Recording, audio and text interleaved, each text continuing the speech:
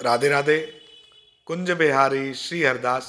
आज हम सभी कार्तिक मास महात्म की संपूर्ण कथा के अंतर्गत 33वें अध्याय की कथा का श्रवण करेंगे और आप सब अपना ध्यान बांके बिहारी जी महाराज के श्री चरणों में केंद्रित करें और कथा का आनंद लें।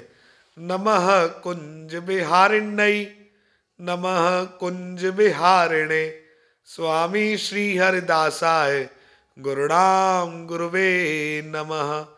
राधा मेरी स्वामिनी, मैं राधे जू को दास, जन्म जन्म मोहे दीजियो, श्री वृंदावन को वास। वृंदावन सो वन नहीं, नंदगांव सो गांव, बंसी बट सो बट नहीं, कृष्ण नाम सो नाम।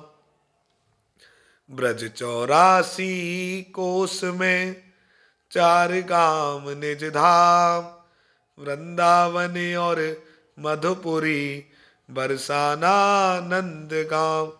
बोलिए श्री बांके बिहारी लाल की जय, स्वामी श्री हरदास जी महाराज की जय। 33वां अध्याय। सूत जी ने कहा, इतनी कथा सत्यभामा को सुनाकर भगवान श्री कृष्ण भगवान संध्या करने के लिए महल के भीतर चले गए। यह कार्तिक मास का व्रत भगवान विष्णु को अत्यंत प्रिय तथा भक्ति का प्रदान करने वाला है। रात्रि जागरण, प्रातःकाल का स्नान, तुलसी वट, उद्यापन और दीपदान, यह 5 कर्म भगवान विष्णु को प्रसन्न करने वाले हैं, इसलिए इनका पालन अवश्य करना चाहिए।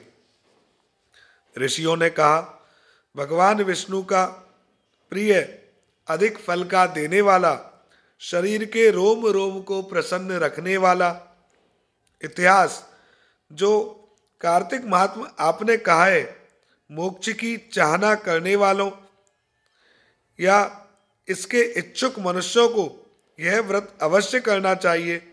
किंतु हम एक बात आपसे पूछना चाहते हैं, वह यह कि यदि कार्तिक मास का व्रत करने वाला किसी संकट में फंस जाए, या वह जंगल में हो अथवा वह किसी रोग से ग्रस्त हो जाए, तो फिर वह कार्तिक का व्रत किस प्रकार करे, क्योंकि यह भगवान विष्णु का अतिशय प्रिय तथा मुक्ति एवं भक्ति प्रदान करने वाला व्रत किसी प्रकार भी छोड़ना नहीं चाहिए। तब सूत जी कहते हैं, यदि कार्तिक व्रत करने वाला किसी संकट में फंस जाए तो पूरी दृढ़ता एवं विश्वास के साथ भगवान शंकर तथा भगवान विष्णु के मंदिर में जाकर जागरण अवश्य करे। यदि भगवान शंकर का मंदिर या भगवान विष्णु का मंदिर आसपास ना हो तो जिस किसी भी देवता का मंदिर पास में हो उसमें जाकर रात्रि जागरण करे। अगर घना जंगल हो तो फिर पीपल के वृक्ष के नीचे अथवा तुलसी जी के वृक्ष में जाकर जागरण करे।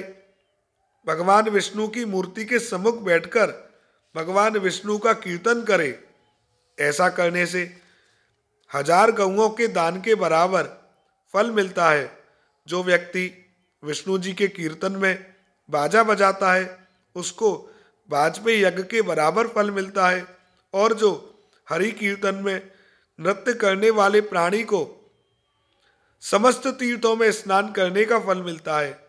किसी संकट के समय या रोगी हो जाने पर और यदि जल ना मिल सके तो केवल भगवान विष्णु के नाम मात्र से ही मार्जन कर लें।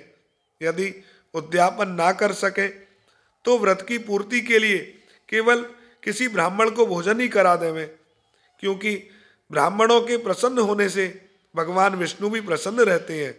यदि आप दीपदान ना कर सकें तो दूसरे के दीप की वायु आदि से रक्षा करें, और यदि तुलसी का पौधा पास ना हो तो वैष्णव ब्राह्मण की ही पूजा कर लें, क्योंकि भगवान विष्णु सदा अपने भक्तों के निकट रहते हैं।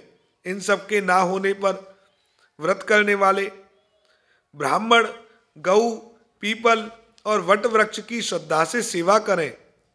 शौनक आदिक ऋषियों ने कहा, आपने गऊ तथा ब्राह्मणों के सदृश पीपल और वट वृक्षों को क्यों बताया है, और सभी वृक्षों में पीपल का वृक्ष और वट वृक्ष श्रेष्ठ क्यों कहे गए हैं? सूत जी ने कहा, पीपल का वृक्ष साक्षात विष्णु स्वरूप है और वट वृक्ष साक्षात शंकर भगवान है, और पलाश का वृक्ष साक्षात ब्रह्मा है। इन वृक्षों की पूजा, सेवा तथा दर्शन से सब पापों का नाश होता है। ऋषियों ने कहा, प्रभु, हम लोगों को इसमें शंका है कि ब्रह्मा, विष्णु और शंकर वृक्ष रूप क्यों हुए? आप कृपा करके हमें बताइए। तब श्री सूत जी बोले, प्राचीन काल में भगवान शंकर और पार्वती विहार कर रहे थे कि उस समय उनके विहार में विघ्न डालने के विचार से ब्राह्मण का रूप धारण करके अग्निदेव वहां पर गए।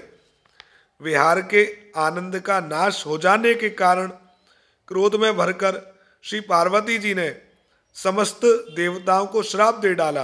पार्वती जी ने कहा, हे देवताओं, विषय सुख को कीट पतंगे भी जानते हैं, उसमें आप लोगों ने देवता होकर विघ्न डाला है, इसलिए आप सब लोग वृक्ष हो जाए। सूत जी ने कहा, इस प्रकार क्रोधित पार्वती जी के श्राप देने से सब देवता वृक्ष हो गए। इसी कारण भगवान विष्णु तथा भगवान शंकर दोनों पीपल और वट वृक्ष हो गए। इसी कारण भगवान विष्णु का शनि देव के साथ भोग होने के कारण केवल शनिवार को ही पीपल को स्पर्श करना चाहिए और किसी दिन नहीं। तो आज हमने 33वें अध्याय में यह भी जाना कि कार्तिक मास का व्रत यदि कोई कर रहा है और कोई मंदिर भी पास में नहीं है तो पीपल का वृक्ष तो सभी जगह मिल जाता है, वहाँ भी दीपदान कर सकते हैं, वहाँ भी आप भजन कीर्तन कर सकते हैं। और तुलसी जी के निकट तो दीपदान भी करें, कीर्तन भी करें, सेवा भी करें, साथ में कोई नदी आपके आसपास हो तो वहाँ भी आप दीपदान अवश्य करें। श्री बांके बिहारी जी महाराज की असीम अनुकंपा आप सभी पर सदैव बरसती रहे। अब केवल 2 अध्याय शेष रह गए हैं, 34वां और 35वां। उसके बाद कार्तिक पूर्णिमा के साथ साथ हमारे कार्तिक मास महात्म भी पूर्ण हो जाएगा। और श्री बांके बिहारी जी महाराज के श्री चरणों में यही प्रार्थना है कि प्रत्येक जन्म में ठाकुर जी की सेवा और वृंदावन में वास मिले। श्री कुंज बिहारी, श्री हरदास, जय जय श्री राधे।